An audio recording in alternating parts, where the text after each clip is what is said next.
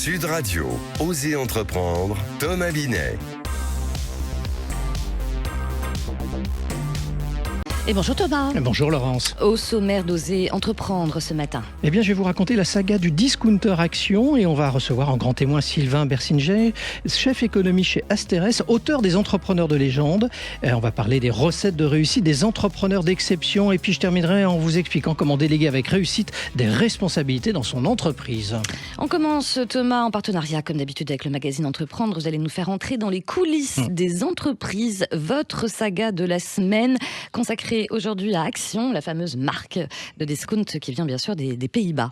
Oui, elle a été créée en 1993 dans une petite ville néerlandaise répondant au nom, allez, je vais me lancer, de Enkhuizen, j'espère que je le prononce bien. Le concept d'origine qui a été maintenu était de vendre des produits à très bas prix. Alors, jusqu'au début des années 2000, les deux fondateurs vont se concentrer sur le développement aux Pays-Bas. 10 ans après leur création, ils affichent déjà 100 magasins. C'est à partir de 2005 qu'ils traversent leurs frontières en arrivant en Belgique pour atteindre en 2008 les 200 magasins. La croissance est fulgurante et ils vont enchaîner les ouvertures de pays. L'Allemagne en 2009, la France en 2012, l'Autriche et le Luxembourg en 2015. Et aujourd'hui, en 2024, 2500 magasins au total, à travers 12 pays dans le monde. C'est un vrai développement. Oui, c'est phénoménal comme croissance et on ne va pas citer tous les pays, mais ils ont conquis une grande partie de l'Europe et la France est devenue d'ailleurs leur 3e marché. Précisons que dans les années 2010, ils ont cédé à 2 reprises à des fonds de capital investissement. Alors comment on peut expliquer s'il y en a une, cette recette de réussite de cette chaîne de magasins? Action se distingue par son modèle de vente à bas prix avec un assortiment large de produits, souvent non alimentaires, couvrant des catégories comme les articles ménagers, les jouets, la décoration, les fournitures de bureau entre autres. La gamme de produits est en constante évolution avec de nouvelles références introduites chaque semaine, ce qui incite les clients à revenir régulièrement. Action achète de grandes quantités de produits et du coup optimise la chaîne d'approvisionnement, lui permettant de maintenir des prix très bas. Dernier point essentiel, Action favorise des emplacements de magasins souvent situés en périphérie des villes, ce qui lui permet de réduire les coûts opérationnels. Merci beaucoup pour toutes ces infos. Allez, on passe au témoin de la semaine, Thomas. Ce matin, nous sommes avec Sylvain Bersinger, chef économiste chez Asterès, auteur d'une dizaine d'ouvrages sur les entrepreneurs de légende, également en podcast. Bonjour. Bonjour. Sylvain Bersinger, vous avez étudié le parcours des plus grands entrepreneurs d'hier et d'aujourd'hui. D'ailleurs, je montre à la caméra votre premier ouvrage sur les entrepreneurs de légende. Alors, je vais en citer quelques-uns parmi tous ceux, parce qu'il y en a un paquet quand même que vous avez étudié. Édouard Leclerc, Christian Dior, Ray Kroc, le fondateur de McDonald's, Rockefeller, Steve Jobs, Xavier Niel, parmi donc la centaine d'entrepreneurs traités dans vos ouvrages. Quel enseignement, après ces études, vous en ressortez ? Qu'est-ce que ça vous a appris sur eux ? Ça m'a appris, je dirais, 2 choses, qu'il y a à la fois énormément de différences entre tous ces entrepreneurs et en même temps des points communs. Donc c'est un peu paradoxal ce que je dis, mais en fait on voit que ces entrepreneurs, ils sont vraiment de caractères et de trajectoires très différentes. Ils peuvent avoir, certains étaient très bons à l'école, d'autres très mauvais. Certains sont très bons commerciaux, d'autres pas du tout. Certains sont très scientifiques, d'autres pas du tout. Enfin, on a vraiment des personnalités, des caractères très différents. Donc ça, c'est pour le côté très hétérogène et peut-être un peu surprenant. On pourrait se dire qu'en fait, ils ont tous le même caractère. En fait, pas du tout. Par contre, on voit aussi, et c'est très frappant aussi, des grandes similitudes qui est, je dirais, une passion. C'est-à-dire que je trouve, après avoir, comme vous l'avez dit, étudié en fait près de 100 parcours de grands entrepreneurs, en fait, je trouve qu'ils se rapprochent un petit peu de l'artiste, au sens où c'est pas je crée mon entreprise pour être milliardaire demain et passer le reste de ma vie sur une plage ensoleillée à plus rien faire. C'est je crée mon entreprise parce que j'ai une passion qui est presque plus forte que moi. J'ai envie de développer un projet, j'y crois viscéralement, et en fait, je trouve que c'est ça qui les caractérise. Ce que vous voulez dire par là, c'est que c'est pas forcément l'appât du gain, la volonté de gagner beaucoup d'argent qui les pousse forcément à entreprendre. C'est d'abord la passion. Oui, alors ça peut être une très grande ambition, l'ambition de vouloir que son entreprise réussisse, qu'elle évince la concurrence, etc. Mais je dirais que le moteur premier, c'est pas forcément la réussite matérielle, c'est la réussite de l'entreprise et du projet. La réussite matérielle étant un petit peu, je dirais, la cerise sur le gâteau. Mais dans les parcours que j'ai étudiés, il y en a très peu, je dirais même probablement aucun qui s'est lancé avant tout en se disant je veux être milliardaire. Ils se sont lancés parce que je veux réussir, j'ai une ambition, mais le côté monétaire de cette réussite, je dirais, vient un petit peu dans un second temps. Est-ce que ça ne vient pas aussi du fait qu'ils se disent, ces gens, ces entrepreneurs hors normes, on peut les évoquer comme tels, qu'ils n'auraient pas pu faire la même chose dans une structure établie? C'est-à-dire qu'on leur aurait un peu empêché par les normes, entre guillemets, internes aux entreprises, les process, le fait d'avoir une hiérarchie. Ils veulent casser tous les codes traditionnels, a priori. Oui, il y a une volonté de faire quelque chose de nouveau et je pense que c'est la définition d'un entrepreneur. Un entrepreneur, c'est la définition que j'en ai, on pourrait en avoir beaucoup, on pourrait débattre de cette définition, mais c'est quelqu'un qui apporte un petit quelque chose et ça peut être un quelque chose minuscule. Et c'est ça qui est fabuleux, c'est que des fois, avec un tout petit changement dans un modèle économique, on bouleverse un secteur. Et vous l'avez mentionné avec la chaîne de Hard Discount, c'est un petit peu ça aussi. Mais oui, je pense que l'essence même de l'entrepreneuriat, c'est de regarder un marché, regarder un secteur et de se dire, il y a un petit quelque chose qu'on peut faire mieux ou différemment. Et c'est ça qui caractérise à mes yeux l'entrepreneur.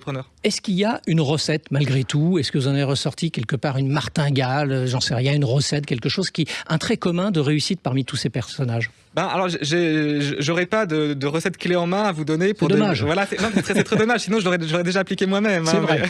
Je me la serais gardée. Non, il y a pas de. Je crois pas qu'il en existe. En tout cas, j'en ai pas vu de recette au sens où il faut commencer par faire ça, ensuite ça, lancer tel produit, etc. Mais voilà, je crois qu'il faut vraiment être passionné. L'économiste John Maynard Keynes parlait des esprits animaux pour désigner les entrepreneurs. Et c'est cette idée qu'en fait, on se lance parce qu'on y croit viscéralement. C'est un truc qui est plus fort que vous, qui fait que vous vous lanciez.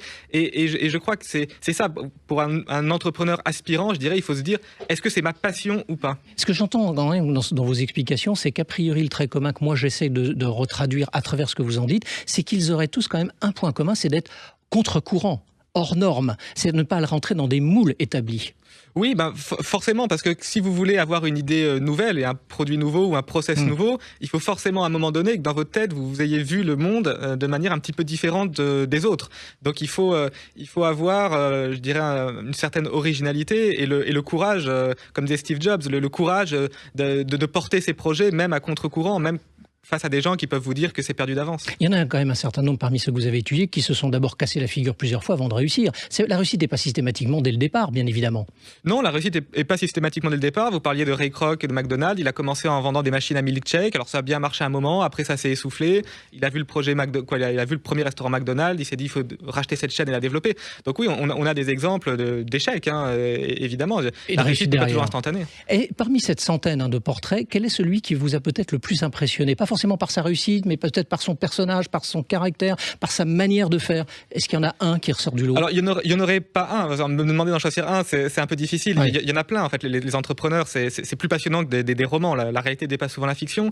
Je dirais que ceux qui m'interpellent le plus, c'est ceux qui ont une idée, j'ai envie de dire, toute simple. Et on pourrait se dire, mais en fait, vous, moi, nos auditeurs auraient pu y penser. Et c'est ça que je trouve très fort, c'est que eux ont pensé à quelque chose que tout le monde aurait pu y penser, mais ils sont les seuls à y avoir pensé. Exemple typique de Ikea, le meuble en kit. Au lieu de vendre mon armoire montée, je la vends démontée. Zara à Mancio Ortega, au lieu d'organiser l'industrie du textile avec des stocks que je brade ensuite, j'invente la fast fashion et je change totalement la manière de gérer la chaîne d'approvisionnement de textile. Et en fait, c'est des idées toutes simples. Tout le monde aurait pu les avoir, mais eux seuls les ont eues et seuls les ont développées. Et ça, je trouve ça très fort. Ce qui est simple est souvent compliqué, en définitive, c'est ce que vous démontrez dans votre propos. Ça veut dire que, et ça sera ma dernière question avec vous ce matin, c'est qu'en fait, ils partent de quelque chose d'évident et ils en font un business interplanétaire quelque part, là, parce que les deux exemples que vous avez donnés, c'est les succès mondiaux. C'est ça. Alors, des fois, certains sont des génies scientifiques. On pense à Thomas Edison. Tout le monde ne peut pas avoir le génie scientifique de Thomas Edison et d'inventer l'ampoule électrique. Mais oui, on peut vraiment avoir... je dirais, il faut avoir ce regard qui voit les choses un tout petit peu différemment et se dire, mais en fait, voilà, tout le monde fait comme ça. Et si on faisait ce produit, ce processus de production, cette chaîne d'approvisionnement, un tout petit peu différemment. Et voilà, il faut avoir cette... C'est pas facile, en fait, même dans la vie de tous les jours, d'avoir ce regard un tout petit peu différent. Et je crois que c'est ça qui fait la marque des grands entrepreneurs, comme des grands artistes d'ailleurs. Merci à vous. Et j'invite tous les auditeurs et ceux qui nous suivent sur sudradio.fr de s'attacher à l'ouvrage qui est Les Entrepreneurs de légende. C'est aux éditions Henrique Éditions. Et là, vous pourrez tous voir le parcours de tous ces gens qui ont réussi. Il y a combien de tomes ? Alors, dans la série que vous mentionnez, il y a 4, mais après, il y a les entrepreneurs français, il y a les entrepreneuses, les entrepreneurs du cinéma, donc au total, il y en a presque une dizaine. Et comme le disait Laurence, il y a également les podcasts. Merci à vous. Merci beaucoup, Sylvain Bersinger. Je rappelle que vous êtes chef économiste chez Asterès. Bruno, le spécialiste des fournitures et de l'équipement pour les professionnels, présente Sud Radio, Osez entreprendre, Thomas Binet. Alors Thomas, pour commencer, vous vouliez nous parler des conditions pour qu'une délégation de responsabilité fonctionne plutôt bien dans le management d'une entreprise, c'est ça? Oui, parce qu'il y en a plusieurs d'abord, Laurence. Tout d'abord, bien définir les tâches et les responsabilités. Ensuite, choisir la personne la plus adaptée dans son organisation à travers sa motivation et ses aptitudes. Il faut la communiquer clairement avec des instructions précises, claires et détaillées. Alors, autre condition, le niveau d'autonomie. Quel est le bon niveau qui doit être envisagé? Il faut laisser quand même une liberté de décision pour que le collaborateur puisse prendre des initiatives pertinentes et le manager doit éviter d'intervenir de façon excessive. Il faut fixer des points de suivi réguliers pour accompagner intelligemment avec des retours d'informations constructifs et encourageants. Alors, quels sont les autres points qui vous semblent essentiels encore? Évaluer les résultats et en parler avec le collaborateur pour identifier ce qui a fonctionné et ce qui peut être amélioré. Il faut créer un climat de confiance afin d'avoir envie de s'investir et soyez transparent sur les raisons pour lesquelles vous déléguez la tâche et les attentes que vous en avez. Alors, en conclusion, on peut dire que la délégation, c'est un art, c'est pas forcément une science exacte. Oui, et on n'en est pas très loin de l'art, effectivement, parce que souvent, c'est complexe quand même dans les organisations humaines. Alors, ça demande de la clarté, de la communication, de la confiance, et puis une gestion attentive, Laurence. C'est tout vous, quoi. Merci beaucoup, Laurence. mon cher Thomas. Allez, on se retrouve dans quelques instants sur Sud Radio. Vous revenez bien sûr avec Oser Investir pour nous parler investissement dans l'immobilier ancien. Tout de suite. Sud Radio, Osez entreprendre, Thomas Binet.